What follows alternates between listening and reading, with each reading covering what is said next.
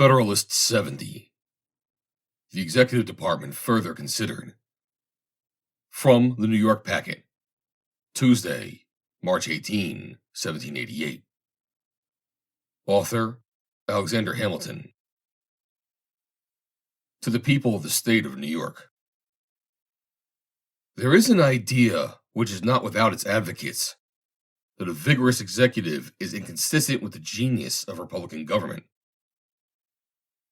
The enlightened well-wishers to this species of government must at least hope that the supposition is destitute of foundation, since they can never admit its truth without at the same time admitting the condemnation of their own principles. Energy in the executive is a leading character in the definition of good government. It is essential to the protection of the community against foreign attacks.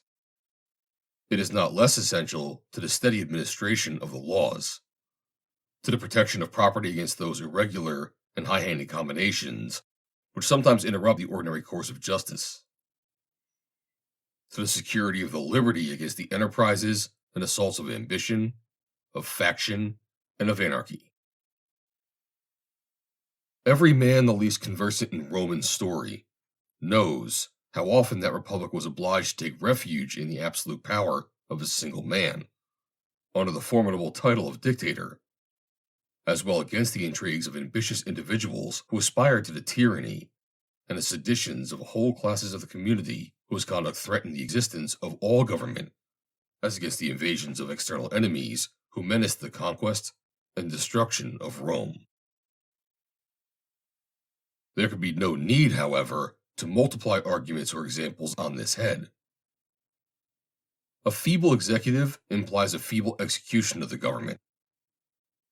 A feeble execution is but another phrase for a bad execution, and a government ill-elected, whatever it may be in theory, must be, in practice, a bad government. Take it for granted, therefore, that all men of sense will agree in the necessity of an energetic executive. It will only remain to inquire, what are the ingredients which constitute this energy? How far can they be combined with those other ingredients which constitute safety in the Republican sense? And how far does this combination characterize the plan which has been reported by the convention? The ingredients which constitute energy in the executive are, first, unity; secondly, duration; thirdly, an adequate provision for its support; fourthly, competent powers. The ingredients which constitute safety in the Republican sense are, first, a due dependence on the people; secondly, a due responsibility. Those politicians and statesmen who have been the most celebrated for the soundness of their principles and for the justice of their views have declared in favor of a single executive and a numerous legislature. They have with great propriety considered energy as the most necessary qualification of the former, and have regarded this as most applicable to power in a single hand, while they have, with equal propriety, considered the latter as best adapted to deliberation and wisdom, and best calculated to conciliate the confidence of the people and to secure their privileges and interests. That unity is conducive to energy will not be disputed. Decision, activity, secrecy, and dispatch will generally characterize the proceedings of one man in a much more eminent degree than the proceedings of any greater number. And in proportion as the number is increased, those qualities will be diminished. This unity may be destroyed in two ways: either by vesting the power in two or more magistrates of equal dignity and authority, or by vesting it ostensibly in one man, subject, in whole or in part, to the control and cooperation of others, in the capacity of counselors to him. Of the first, the two consuls of Rome may serve as an example. Of the last, we shall find examples in the constitutions of several of the states. New York and New Jersey, if I recollect right, are the only states which have entrusted the executive authority wholly to single men. Both these methods of destroying the unity of the executive have their partisans, but the votaries of an executive council are the most numerous. They are both liable, if not to equal, to similar objections, and may in most lights be examined in conjunction. The experience of other nations will afford little instruction on this head. As far, however, as it teaches anything, it teaches us not to be enamored of plurality in the executive. We have seen that the Achaeans, on an experiment of 2 praetors, were induced to abolish one. The Roman history records many instances of mischiefs to the Republic from the dissensions between the consuls and between the military tribunes, who were at times substituted for the consuls. But it gives us no specimens of any peculiar advantages derived to the state from the circumstance of the plurality of those magistrates. That the dissensions between them were not more frequent or more fatal is a matter of astonishment, until we advert to the single position in which the Republic was almost continually placed, and to the prudent policy pointed out by the circumstances of the states, and pursued by the consuls, of making a division of the government between them. The patricians engaged in a perpetual struggle with the plebeians for the preservation of their ancient authorities and dignities. The consuls, who were generally chosen out of the former body, were commonly united by the personal interest they had in the defense of the privileges of their order. In addition to this motive of union, after the arms of the Republic had considerably expanded the bounds of its empire, it became an established custom with the consuls to divide the administration between themselves by lot, one of them remaining at Rome to govern the city and its environs, the other taking the command in the more distant provinces. This expedient must, no doubt, have had great influence in preventing these collisions and rivalships, which might otherwise have embroiled the peace of the Republic. But quitting the dim light of historical research, attaching ourselves purely to the dictates of reason and good sense, we shall find much greater cause to reject than to approve the idea of plurality in the executive under any modification whatever. Wherever 2 or more persons are engaged in any common enterprise or pursuit, there is always danger of difference of opinion. If it be a public trust or office, in which they are clothed with equal dignity and authority, there is peculiar danger of personal emulation and even animosity. From either, and especially from all these causes, the most bitter dissensions are apt to spring. Whenever these happen, they lessen the respectability, weaken the authority, and distract the plans and operations of those whom they divide. If they should unfortunately assail the supreme executive magistracy of a country, consisting of a plurality of persons, they might impede or frustrate the most important measures of the government in the most critical emergencies of the state. And what is still worse, they might split the community into the most violent and irreconcilable factions, adhering differently to the different individuals who compose the magistracy. Men often oppose a thing merely because they have no agency in planning it, or because it may have been planned by those whom they dislike. But if they have been consulted and have happened to disapprove, opposition then becomes, in their estimation, an indispensable duty of self-love. They seem to think themselves bound in honor, and all the motives of personal infallibility, to defeat the success of what has been resolved upon, contrary to their sentiments. Men of upright, benevolent tempers have too many opportunities of remarking, with horror, to what desperate lengths this disposition is sometimes carried, and how often the great interests of society are sacrificed to the vanity, to the conceit, and to the obstinacy of individuals, who have credit enough to make their passions and their caprices interesting to mankind. Perhaps the question now before the public may, in its consequences, afford melancholy proofs of the effects of this despicable frailty. or rather, detestable vice, in the human character. Upon the principles of free government, inconveniences from the source just mentioned must necessarily be submitted to the formation of the legislature.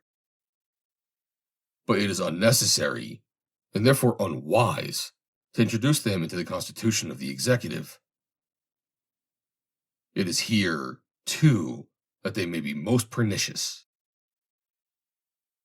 In the legislature, promptitude of decision is oftener an evil than a benefit. The differences of opinion and the jarrings of parties in that department of the government, though they may sometimes obstruct salutary plans, yet often promote deliberation and circumspection, and serve to check excesses in the majority. When a resolution too is once taken, the opposition must be at an end. That resolution is a law, and resistance to it punishable. But no favorable circumstances palliate or atone for the disadvantages of dissension in the executive department. Here, they are pure and unmixed. There is no point at which they cease to operate. They serve to embarrass and weaken the execution of the plan or measure to which they relate, from the first step to the final conclusion of it.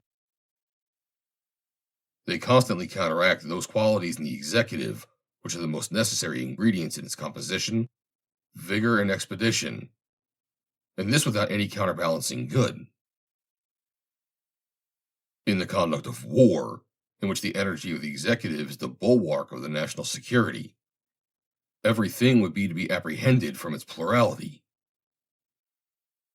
It must be confessed that these observations apply with principal weight to the first case supposed, that is, to a plurality of magistrates of equal dignity and authority, a scheme, the advocates for which are not likely to form a numerous sect.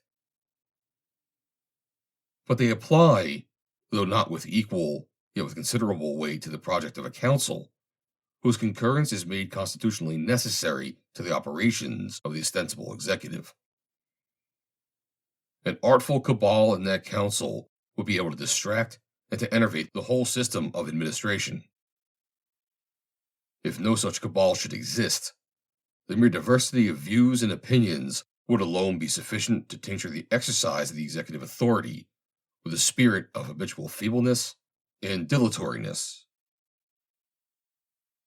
But one of the weightiest objections to a plurality in the executive, and which lies as much against the last as the first plan, is that it tends to conceal faults and destroy responsibility. Responsibility is of two kinds, to censure and to punishment. The first is the more important of the two, especially in an elective office. Man, in public trust, will much oftener act in such a manner as to render him unworthy of being any longer trusted, than in such a manner as to make him obnoxious to legal punishment. But the multiplication of the executive adds to the difficulty of detection in either case. It often becomes impossible, amidst mutual accusations, to determine on whom the blame or the punishment of a pernicious measure, or a series of pernicious measures, ought really to fall. It is shifted from one to another with so much dexterity, and under such plausible appearances, that the public opinion is left in suspense about the real author. The circumstances which may have led to any national miscarriage or misfortune are sometimes so complicated that, where there are a number of actors who may have had different degrees and kinds of agency, though we may clearly see upon the whole that there has been mismanagement, yet it may be impracticable to pronounce to whose account the evil which may have been incurred is truly chargeable. I was overruled by my council. The council were so divided in their opinions that it was impossible to obtain any better resolution on the point. These and similar pretexts are constantly at hand, whether true or false. And who is there that will either take the trouble or incur the odium of a strict scrutiny into the secret springs of the transaction? Should there be found a citizen zealous enough to undertake the unpromising task, if there happened to be collusion between the parties concerned. How easy it is to clothe the circumstances with so much ambiguity as to render it uncertain what was the precise conduct of any of those parties. In a single instance in which the governor of this state is coupled with a council, that is, in the appointment to offices, we have seen the mischief of it in the view now under consideration. Scandalous appointments to important offices have been made.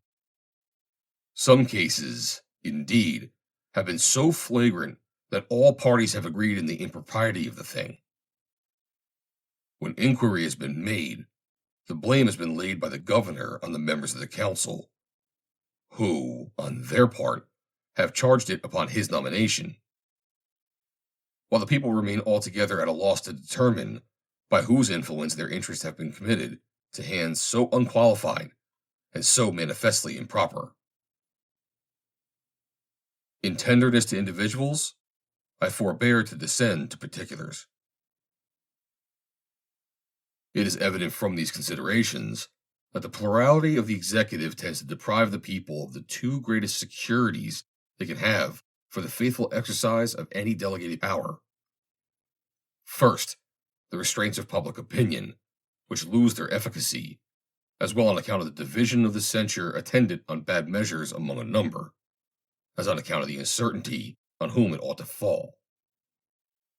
And secondly, the opportunity of discovering with facility and clearness the misconduct of the persons they trust, in order either to their removal from office or to their actual punishments in cases which admit of it. In England, the king is a perpetual magistrate, and it is a maxim which is obtained for the sake of the public peace, that he is unaccountable for his administration, and his person sacred. Nothing, therefore, can be wiser in that kingdom than to annex to the king a constitutional council, who may be responsible to the nation for the advice they give. Without this, there would be no responsibility whatever in the executive department, an idea inadmissible in a free government. But even there, the king is not bound by the resolutions of his council, though they are answerable for the advice they give. He is the absolute master of his own conduct in the exercise of his office, and may observe or disregard the counsel given to him at his sole discretion. But in a republic, where every magistrate ought to be personally responsible for his behavior in office, the reason which in the British Constitution dictates the propriety of a council not only ceases to apply, but turns against the institution. In the monarchy of Great Britain, it furnishes a substitute for the prohibited responsibility of chief magistrate, which serves in some degree as a hostage to the national justice for his good behavior. In the American Republic, it would serve to destroy, or would greatly diminish, the intended and necessary responsibility of the chief magistrate himself. The idea of a council to the executive, which has so generally obtained in the state constitutions, has been derived from that maxim of republican jealousy, which considers power as safer in the hands of a number of men than of a single man. If the maxim should be admitted to be applicable to the case, I should contend that the advantage on that side would not counterbalance the numerous disadvantages on the opposite side.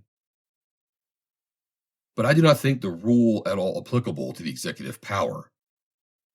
I clearly concur in opinion, in this particular, with a writer whom the celebrated Junius pronounces to be deep, solid, and ingenious, that the executive power is more easily confined when it is one, that it is far more safe there should be a single object for the jealousy and watchfulness of the people, and, in a word, that all multiplication of the executive is rather dangerous than friendly to liberty. A little consideration will satisfy us that the species of security sought for in the multiplication of the executive is attainable. Numbers must be so great as to render combination difficult, or they are rather a source of danger than of security.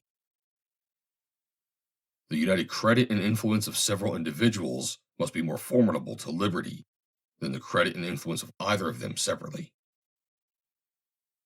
When power, therefore, is placed in the hands of so small a number of men as to admit of their interests and views being easily combined in a common enterprise by an artful leader, it becomes more liable to abuse and more dangerous when abused than if it belonged in the hands of one man, who, from the very circumstance of his being alone, will be more narrowly watched and more readily suspected, and who cannot unite so great a mass of influence as when he is associated with others.